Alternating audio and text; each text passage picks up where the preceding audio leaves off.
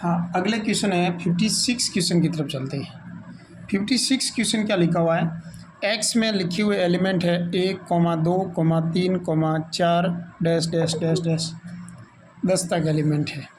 ए के अंदर एलिमेंट है 1, 2, 3, 4, 5। ठीक है, उसके बाद क्या लिखा रहा है, उसके बाद इसने लिखा है कि एक्स के उपसमुच्चयों की संख्या, एक्स के उपसमुच्चयों बी की संख्या जिनके लिए ए माइनस बी का मान अपन को दिया हुआ है 4। ठीक है, अब a माइनस बी का मान 4 दे रखा है, इसका मतलब क्या लिखा हुआ है कि a में से अपन b घटाएंगे तो पीछे 4 बचना चाहिए।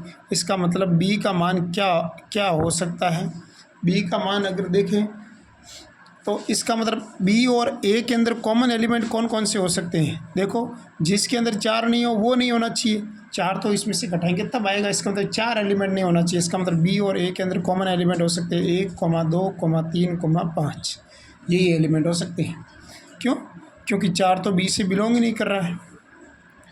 a माइनस बी 4 आना चाहिए कहने का मतलब। अब देखिए, अगर हम लोग बात करें तो इसका मतलब b के अंदर कम से कम 4 एलिमेंट हो सकते हैं। b के अंदर कम से कम 4 एलिमेंट हो सकते हैं। अब x के शेष अवयव कितने बचे, तो x के शेष अवयव बचते हैं 5। x के शेष अवयव 5 बचते हैं। वो कौन कौन से अवयव बचते हैं पीछे लास्ट में, कौन से अवयव बचेंगे, 6, 7, 8, 9 और 10, ये 5 एलिमेंट बचे। इन 5 एलिमेंट को अपन कुल जो उपसमुच्चय होंगे उनकी संख्या हो जाएगी 2 की घात n होता है, n है 5, 2 की घात n, 2 की घात 5 n स्क्वायर।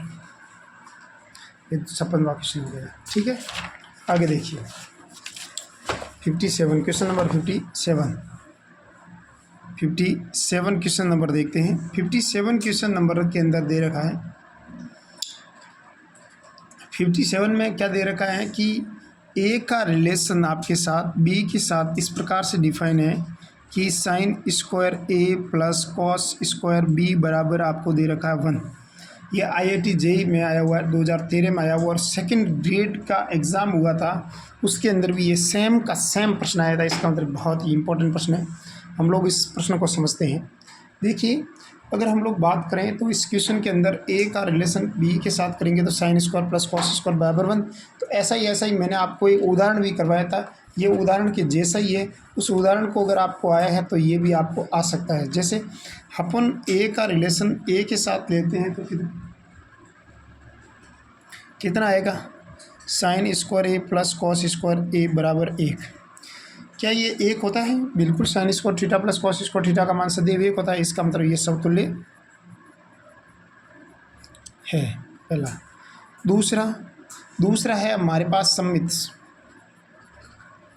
सममित का मतलब क्या होता है, ए का रिलेशन बी के साथ करेंगे और तो बी का रिलेशन ए के साथ आना चाहिए, मेरे को ये लाना है। तो ए का रिलेशन बी से इस प्रकार डेफिनेशन है, तो sign square A plus cos square B का मान क्या है, ए। ये गिवन है, इससे हम को लाना क्या है, cos square sine square B plus cos square A बराबर क्या लाना है, 1 लाना है। कॉस स्क्वायर ए बराबर 1 लाना है। इसका मतलब ए के अंदर एलिमेंट है वो अपन को लाना है कॉस के अंदर। तो इसमें अगर इसको मैं कॉस के अंदर कन्वर्ट करूँ तो किसको क्या लिख सकता हूँ, 1 माइनस कॉस स्क्वायर ए। बी का लाना साइन वाला टर्म, तो इसकी सहायता से साइन को क्या लिख सकता हूँ, 1 माइनस साइन स्क्वायर ए। साइन स्क्वायर बी बराबर क्या हो जाएगा, 1। तो माइनस साइन स्क्वायर बी और माइनस कॉस स्क्वायर ए बराबर हो जाएगा 1 माइनस 2। तो 1 माइनस 2 कितना हो जाएगा, -1 प्लस कॉस स्क्वायर ए बराबर हो जाएगा 1। इसकी साथ ये आ गया, देख लो, इसके साथ ये आ गया। इसका मतलब ये सममित भी, अगर कोई सममित है, समतुल्य है। और दूसरा हम लोग चेक करेंगे, तीसरे नंबर पर चेक करेंगे संक्रामक।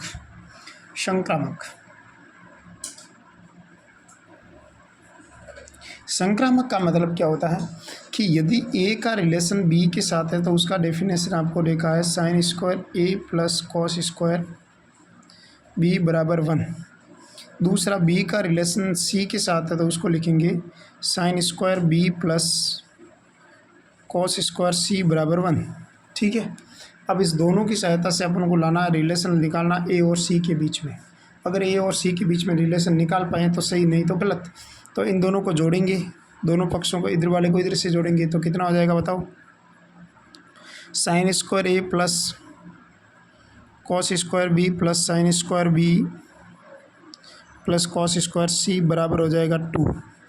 इसका मान कितना होता है 1, और ये 1 हो जाएगा तो sign square A plus cos square C बराबर कितना हो जाएगा 2 - 1, और 2 - 1 कितना होता है साइन स्क्वायर, एक मिनट, हाँ, sign square A plus cos square C बराबर हो जाएगा 1। अब ये रिलेशन इसको कैसे लिख सकता हूँ, तो इसको लिख सकते हैं ए का रिलेशन सी के साथ में है, ये संक्रामक है। अब समतुल्य भी आ गया, सम्मित भी आया, संक्रामक हो गया।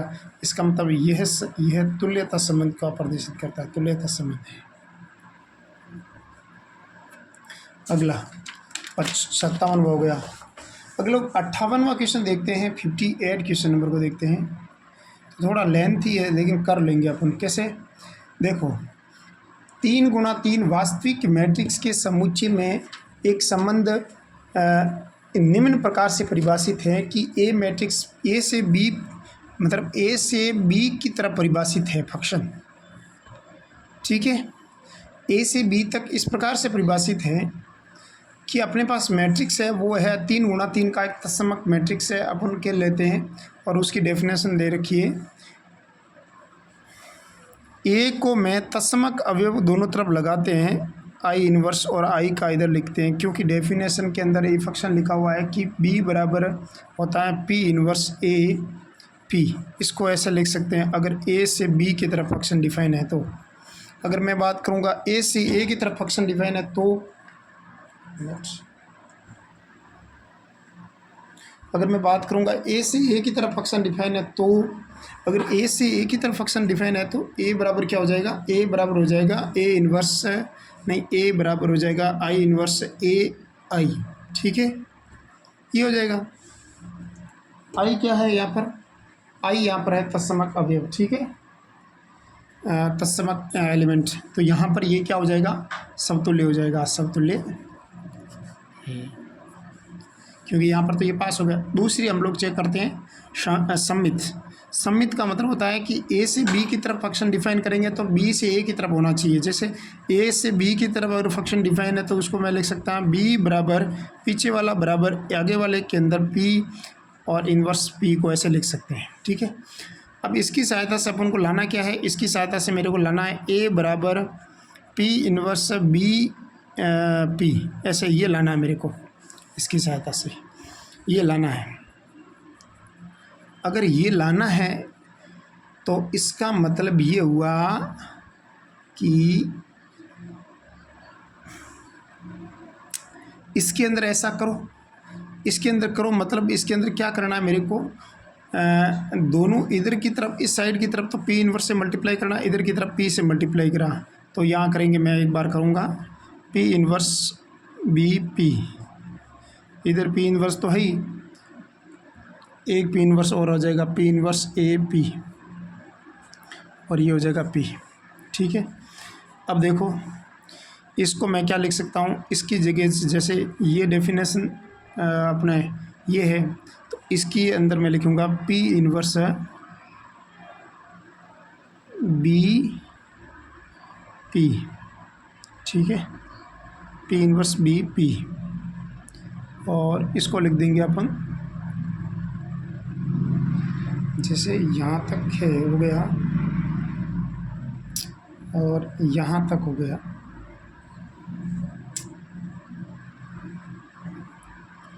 तो मैं एक काम करूँगा,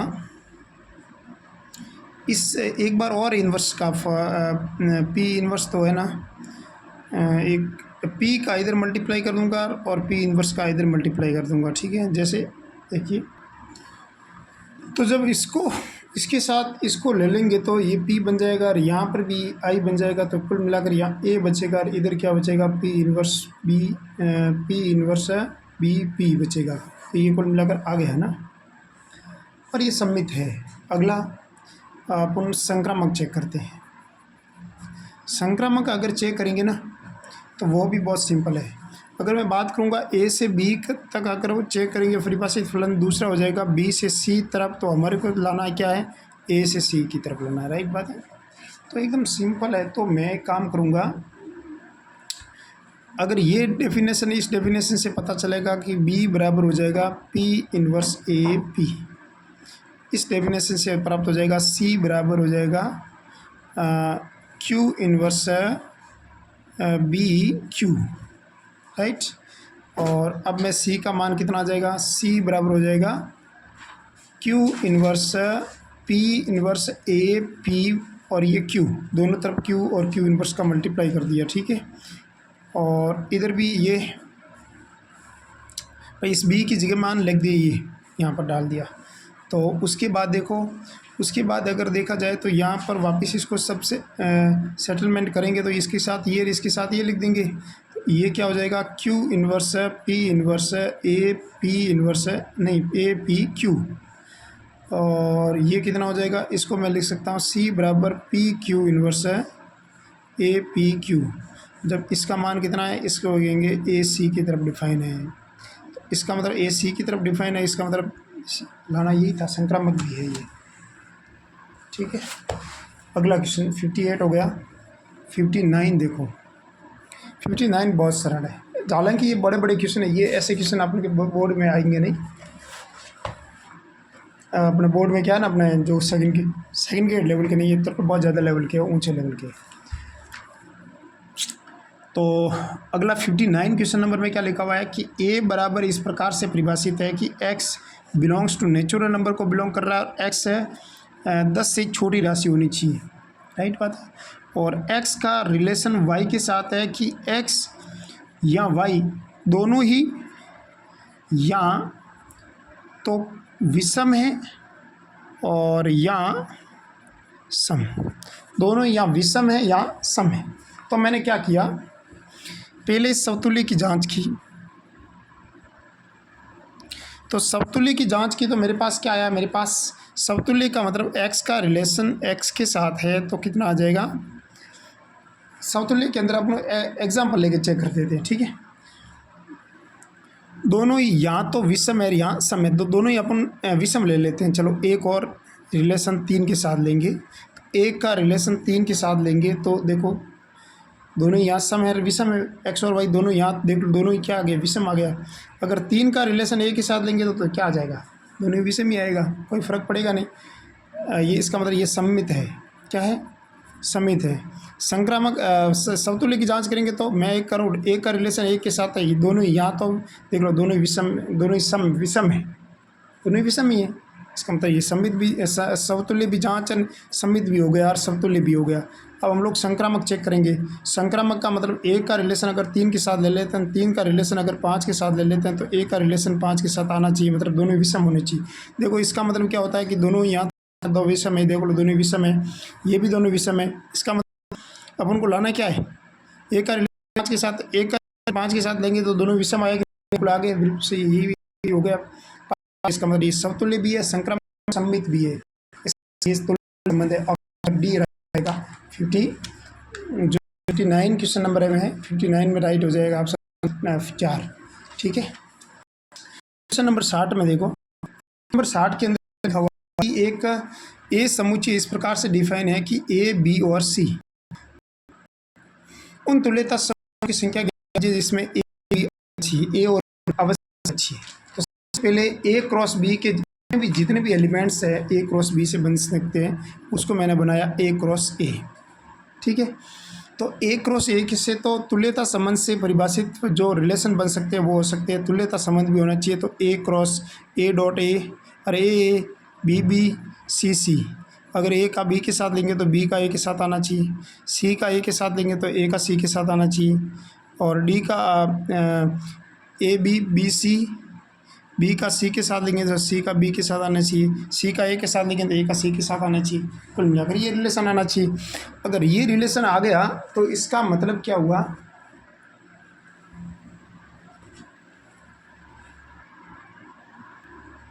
तो कुल मिलाकर ये ए क्रॉस ए वाला आ गया।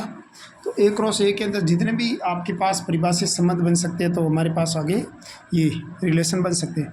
इसने कहा है कि ए और बी अवश्य आता है, तो ऐसे संबंध कितने बन सकते हैं, तो ऐसे संबंध आपके पास, चलो वो तुल्यता संबंध भी होने चाहिए, तो ऐसे रिलेशन बन सकते हैं। पहला रिलेशन तुल्यता संबंध के अंदर ए बी बी सी तो आना चाहिए, तभी तो सब तुल्य होगा। सी अब ए भी आ रहा है तो ए भी आ रहा है तो बी ए भी आना चाहिए, तभी तो वो सम्मित हो जाएगा और संक्रामक भी हो जाएगा। ए का बी के साथ, बी का ए के साथ, ए के साथ भी पड़ा है, इसका मतलब रिलेशन डिफाइन है, मतलब ये तुल्य सा संबंध है।